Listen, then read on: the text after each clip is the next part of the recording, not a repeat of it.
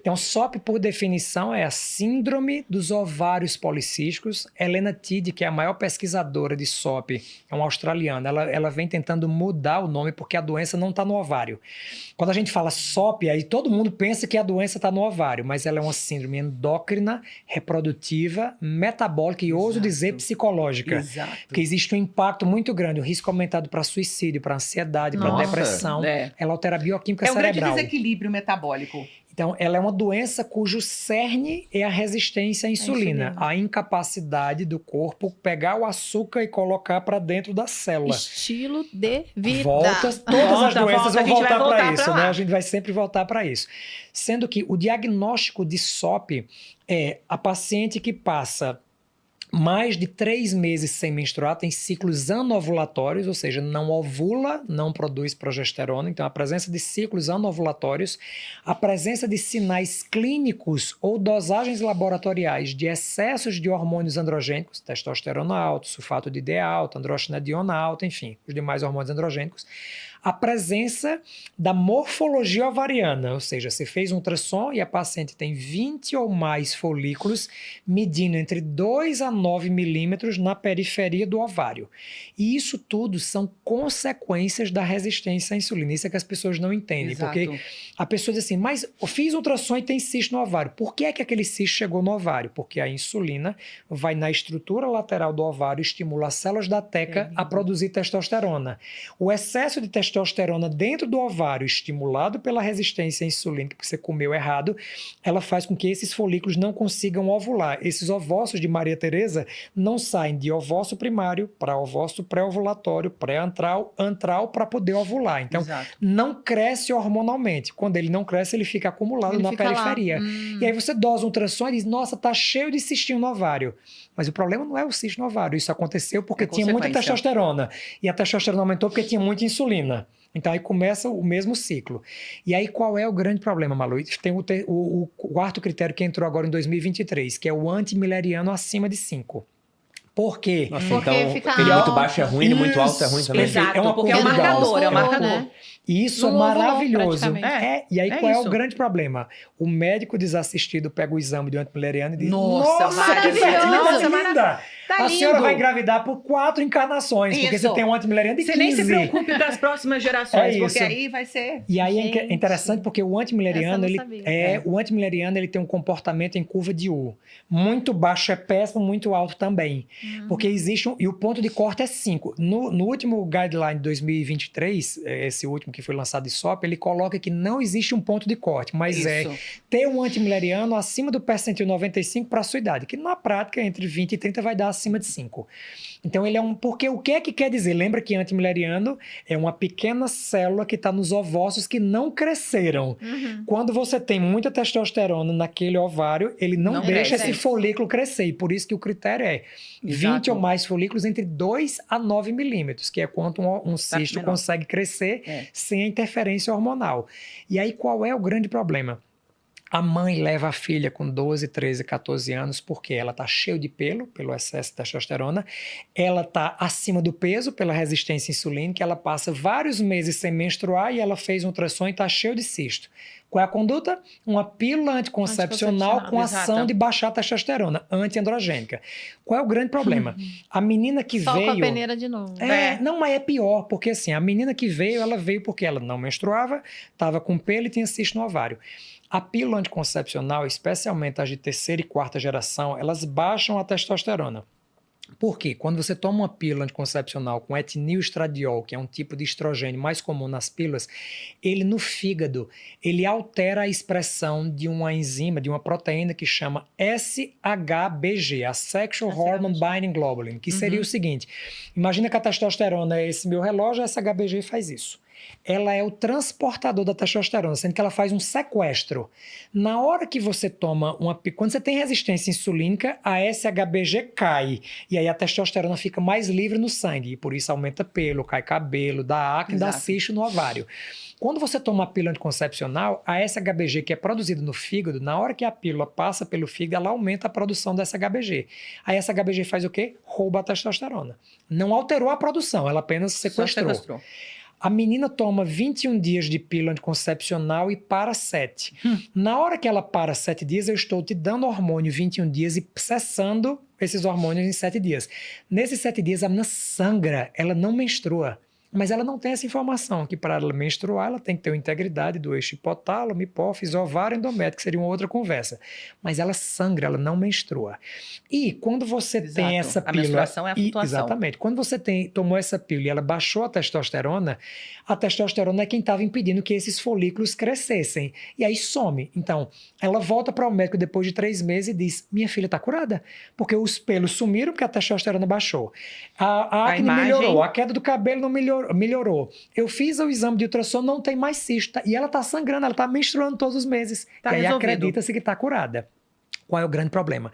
Essas pílulas anticoncepcionais de 3ª e 4ª geração, elas usadas há mais de 5 anos, pioram a resistência insulínica, que é a causa de tudo. Então, o tratamento do sintoma piora a causa. E aí, qual é o grande problema? Essa menina começa a tomar pílula anticoncepcional porque tinha uma acne aos 12 anos de idade, ela vai querer engravidar. E aí ela nem tem vida sexual Volta aqui. para quem estava falando do... Exatamente. A gente Ela começa nem a tem enxugar sexual, gelo, entende? Porque bloqueou tudo, a mulher não Exato. sabe nem que ela é mulher de verdade, não tem exato. desejo sexual, não tem flutuação, não tem nada. E aí não tem vida sexual aqui. Aí tomou dos 12 aos 20 para melhorar a pele e tudo, aí aos 20 começou a vida sexual. Disse, não quero engravidar, continua. E aí usa mais 20 anos. E aí o grande problema é que esse uso excessivo, os trabalhos têm cada vez mais mostrado, ele gera estresse oxidativo ovariano. E aí a menina, ela tem um antimileriano aos 12 anos de idade, de 12. E aí ela usa 10 anos de pílula anticoncepcional, e aí lá para os 22, quando ela tira, o antimileriano está 0,02. Nossa. Olha assim, o que foi que aconteceu? Porque síndromes ovários policísticos aumentam em 57% de chance de você ter insuficiência ovariana prematura, a menopausa precoce. Então, é uma doença assim que também daria um podcast só de SOP, porque é um mundo... A complexidade, volta para o começo. A mulher não é complexa? Nossa, eu tô Não é pensando lindo? aqui. Gente, é lindo. Tem filha mulher, eu tenho uma filha lindo. menina de 7 anos, eu tô assim, não menstruou não, né? Ainda bem que vocês aposentam antes pelo INSS, né? Acho que equilibra um pouco as coisas, assim, 5 aninhos. Nossa, Né? ajudou muito, Já né? pago ali. Ajudou muito. Cara, Não, mas eu falo pra Malu, É o muito tanto de complexo. coisa que a gente via, assim, temperatura muda, eu falei, nosso corpo da mulher Isso. é hiper complexo. É, uma muito máquina. complexo. Regrado, ele precisa disso. E isso é algo, esse conceito da necessidade da menstruação, do ciclo menstrual, dessas regras, é uma regra de jogo. Você não vai jogar o jogo sem ter Exato. regra. A regra é clara. Tem que ter o ciclo menstrual. Eu não gosto, eu não quero. Não tem problema. Você vai tomar uma decisão baseada em conhecimento. O que não se pode hoje é falar que as decisões tomadas são... não, vai ser melhor para você. Essa menina com Negar 12 as anos, consequências. vocês imaginem quantas mulheres que hoje nós conhecemos que iniciaram essa contracepção por conta de alterações de ciclo menstrual com 12 anos e hoje estão lotando as clínicas porque estão chorando porque não têm um filho, porque querem engravidar e não conseguem, porque procuram uma gestação, às vezes não conseguem porque tem abortamento de repetição, tem gestação ectópica, enfim, falhas nas próprias técnicas de produção assistida. Então, a consciência hoje, e aí volta para o que eu falo de gestação, o que acontece na gestação não fica só na gestação. Ter síndrome do ovário policístico aumenta o risco para ter filhas com síndrome de ovário policístico, assim como a endometriose.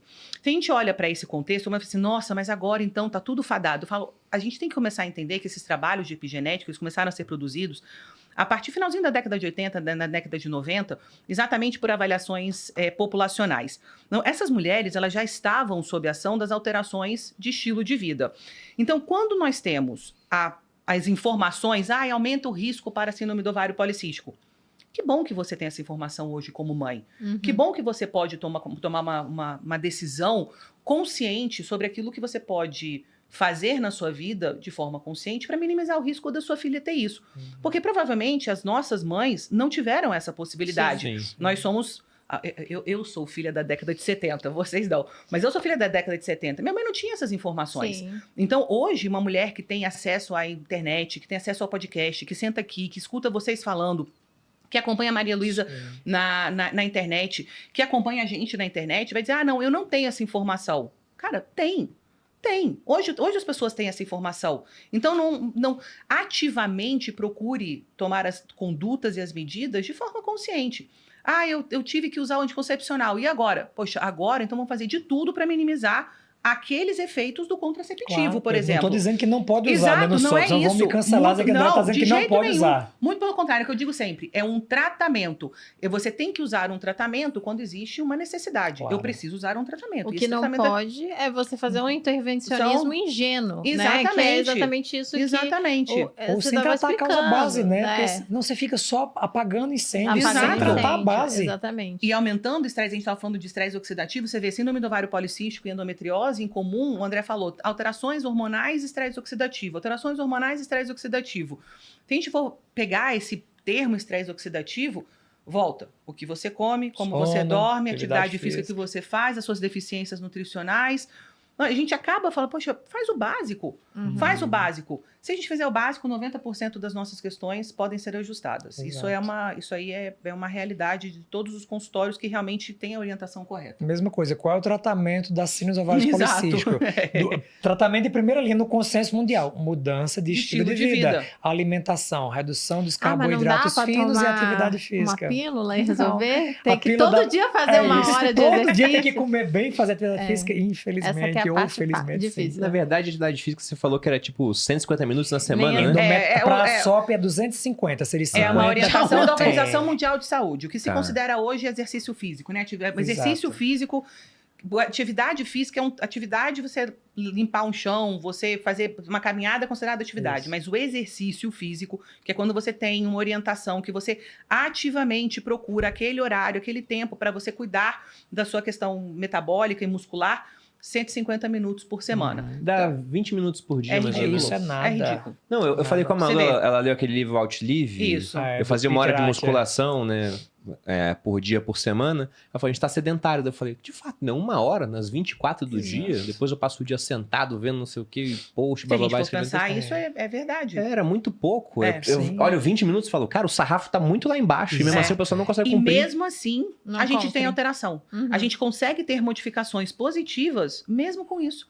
Ou Mesmo seja, o corpo só precisa mexer. Fazer o que É ele isso. foi feito pra fazer. É Exatamente, isso. você só precisa dormir, comer direito, mexer o seu corpo, quer dizer, só. É claro que no contexto que a gente está falando de infertilidade ou fertilidade feminina, não é tão simples assim, porque as mulheres estão dentro do mercado de trabalho, isso é uma realidade, mas é preciso compreender também que toda escolha tem uma renúncia, e algumas, infelizmente, não tiveram essa oportunidade de escolha. Uhum.